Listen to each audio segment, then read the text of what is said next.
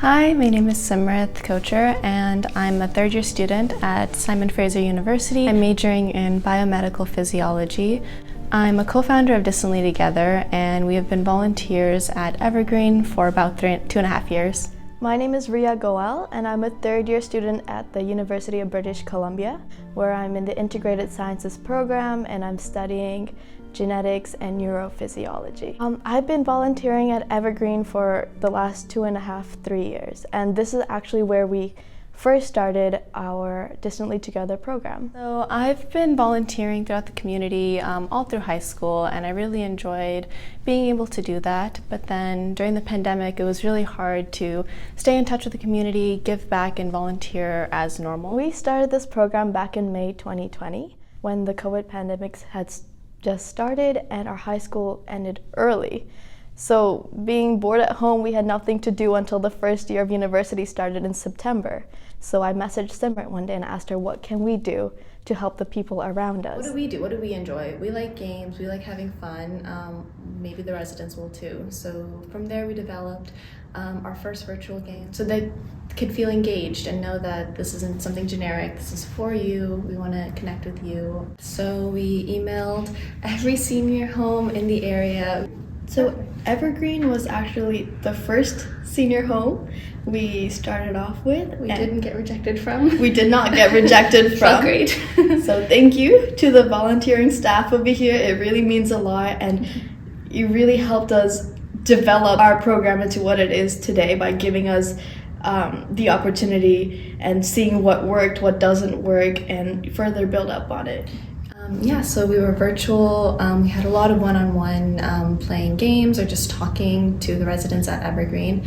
And then once restrictions eased a bit, we were invited in. It was really great seeing them in person and having them remember us as well, especially if they suffer from dementia and they still know who we are. That really meant a lot. So we really got to grow at Evergreen, both in our abilities to form connections with the residents and our program itself. We have two different formats. So as Simrit mentioned, there is the one-on-one. We go to a resident's room and we just talk to them for a while.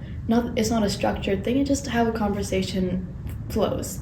Another thing we do were the games. So we would set it up on a laptop and we would play with the residents, us pretending to be game show hosts. I'm sure that was great. We're hilarious people. Sure. So we'd come to the facility and we'd go upstairs, meet the recreation coordinator, and she'd take us to the residents that she'd think would most benefit from this, whether they have high cognitive ability, so they'd be able to keep up with the games as we gave hints throughout the way. And a really good thing about this program is that it allows the recreation staff a time to go tackle other tasks while we kept the residents engaged in an activity. So I think that really helped. We were trying to figure out what are we going to call ourselves.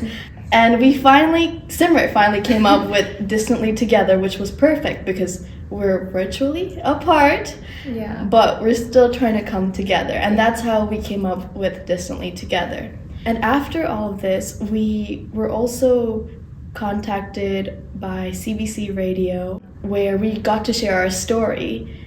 And we actually were reached out by some doctors at Peace Arch Hospital who asked us if we could incorporate information about congestive heart failures, especially the early warning signs and symptoms of it, to prevent the rehospitalization of seniors there. Actually, this was around 2020. One of the first residents we talked to at Evergreen, we connected over chocolates. I love chocolate and she loves chocolate, so we had a whole 15-minute discussions about our love for chocolate. The next week we come back on Zoom and we had the exact same conversation again, and fair enough, maybe they didn't remember us, that's okay. The third week we come back and she goes, hey, you're the one who likes chocolates. Mm-hmm. And we didn't realize how big a deal that was until after the call, the volunteer coordinator told us, hey, she has dementia. So it is such a big deal that she even remembers that you like chocolates, and you had this whole conversation with her. So that is definitely a story that stuck with me this entire time. What motivated us once we started was just seeing how engaged the residents were, how much they seemed to be enjoying it, because we know how hard isolation is, especially without all the technology that we have access to, like Zoom, FaceTime. It's a lot harder for them.